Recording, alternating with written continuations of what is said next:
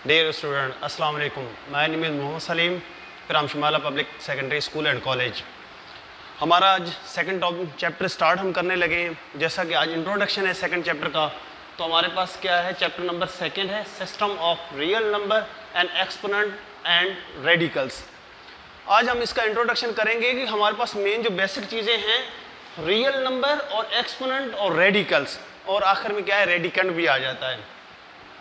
सबसे पहले हमारे पास जब तक चैप्टर स्टार्ट करने से पहले हमें ये चीज़ क्लियर नहीं हो जाती रियल नंबर क्या है, एक्सपोनेंट क्या है, रेडिकल क्या है, तब तक हम चैप्टर में कुछ भी समझ नहीं पाएंगे। रियल नंबर क्या है, सबसे पहले रियल नंबर हम पिछले चैप्टर में, मैं प्रीवियस चैप्टर में समझा चुका था। रियल नंबर क्या होते हैं, रेशनल का कंबाइन होता है। देखो क्यू रेशनल को शो करता है और क्या है, क्यू है इरेशनल को शो करता है। देखिए रेशनल नंबर हमारे पास क्या है, सबसे पहले रियल नंबर को समझने के लिए ये चीज़ें हम समझने ज़रूरी हैं।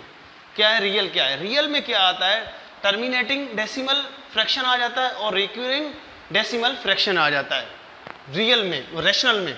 अब देखो सबसे पहले टर्मिनेटिंग क्या होता है, ओनली फाइनाइट नंबर होते हैं। क्या है डेसिमल फ्रैक्शन में क्या है, फाइनाइट नंबर। जैसे एग्जांपल मैंने दिया हुआ है, क्या है हमारे पास 2501 डिवाइडेड बाय 100, इसको अगर हम डेसिमल में लिखेंगे तो क्या है 25.01 लिखेंगे, तो मतलब कि ये क्या है टर्मिनेटिंग है, मतलब कि फाइनाइट है, इनफाइनाइट नहीं है, फाइनाइट है। सेकंड एग्जांपल आपके पास ये है, देखें अब इसका क्या है terminating and recurring decimal. Recurring क्या है हमारे पास, some digits which are repeated again and again, ऐसा कोई फ्रैक्शन आ जाए जो बार बार रिपीट हो रहा, उसको भी क्या कहते हैं, रिक्यूरिंग कहते हैं। वो भी क्या है रेशनल नंबर का है, पार्ट्स है। जैसे 1/3 ये हमारे पास फ्रैक्शन है, अगर इसको हम डेसिमल में लिखेंगे तो 0.33333 सो ऑन। 1/6 क्या है, equal to 0.666 up to so on.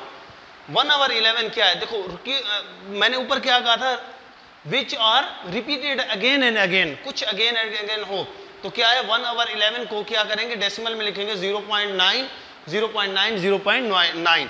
जैसे कि देखो ये हमारे पास डबल फ्रैक्शन आ रही है, रिपीट अगेन एंड अगेन आ रहा है। सेकंड, अब क्या है रिक्यूरिंग में भी आ जाते हैं, क्या है नॉन रिक्यूरिंग नंबर, वो भी क्या है हमारे पास इसी में। देखो अब सबसे पहले ये, अब क्या है इरेशनल किससे शो किया, क्यू प्राइम से शो किया जाता है।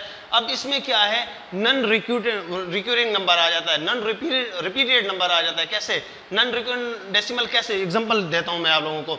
एग्जांपल में क्या है हमारे पास, अगर हम अंडर रूट को क्या लिखेंगे, अंडर रूट 2 लिखेंगे तो क्या हो जाएगा 1.414213, कोई भी रिपीट नंबर नहीं आएगा, रिपीट डेसिमल नहीं आएगा।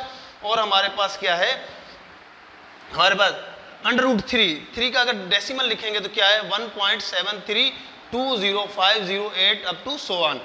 देखिए जैसे हमारे पास पाई है, पाई का भी क्या है, ये भी इरेशनल नंबर है। इरेशनल कैसे 3.141592 अप टू सो ऑन। हमारे पास ये क्या था रियल नंबर। रियल में क्या आ जाता है, रेशनल इरेशनल दोनों आ जाता है। रेशनल में क्या आ जाता है, टर्मिनेटिंग डेसिमल आ जाता है एंड रिक्यूरिंग नंबर आ जाता है। और अक्सर बच्चों को ये समझ चीज़ नहीं आ रही होती रियल नंबर क्या है, तो ये मैंने इजी मेथड के साथ आप लोगों को समझा दिया है।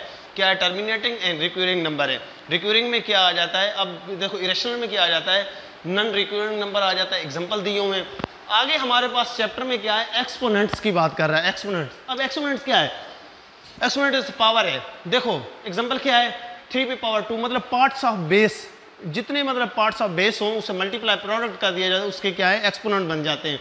3/2 क्या इक्वल टू 3 × 3, जब बेस सेम होती है तो इसके पावर क्या होते हैं, ऐड होते हैं। 3 इक्वल टू 1, 1 + 1 कितना हो जाएगा 1, और 1 इक्वल टू क्या है 3, 1 + 1 कितना हो जाएगा 2 हो जाएगा। अब देखो मैं नीचे डिटेल से समझाने जा रहा हूँ आप लोगों को। a पावर nth पावर है, तो हमारे पास क्या nth power of a is called a base, इसको हम क्या कहते हैं, बेस कहते हैं। और ये क्या है, पावर है। देखें n and the exponent are the index of the powers.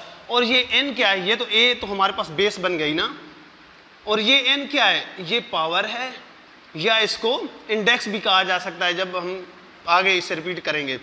देखिए एक और एग्जांपल दे रहा हूं, 3p/4, मतलब इसका क्या हुआ कि इतने टाइम्स मल्टीप्लाई हो रहा है, वही बेस हमारे पास। अगर 3p/4 है मतलब के तो इस बेस को हम कैसे लिखेंगे, उतने टाइम्स मल्टीप्लाई कर देंगे, कितने टाइम, जितने टाइम्स पावर है। तो क्या है 3 मल्टीप्लाई 3 मल्टीप्लाई 3 मल्टीप्लाई 3, 4 टाइम्स है तो 4 टाइम मल्टीप्लाई करेंगे, कितना हो जाएगा 81 हो जाएगा। आगे हमारे पास क्या कह रहा है, ये रेडिकल कह रहा है। रेडिकल क्या है, अब देखिए रेडिकल और रेडिकंट में देखो क्या फर्क है।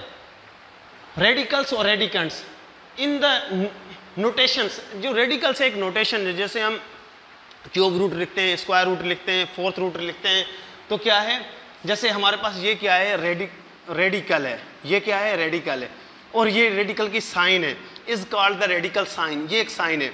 अब आपके माइंड में होगा सर ये क्यू क्या है, तो क्यू हमारे पास क्या है रेडिकंड है, ये हमारे पास साइन क्या है रेडिकल की, और जो इसके बीच में अंदर इसके पास कोई भी डिजिट है उसको क्या कहा जाता है, रेडिकंड कहा जाता है। जैसे फॉर एग्जाम्पल हमारे पास में 2 इक्वल टू, इसका ये 2 क्या है, ये 2 इसका क्या है रेडिकंड है, और ये क्या है रेडिकल की साइन है।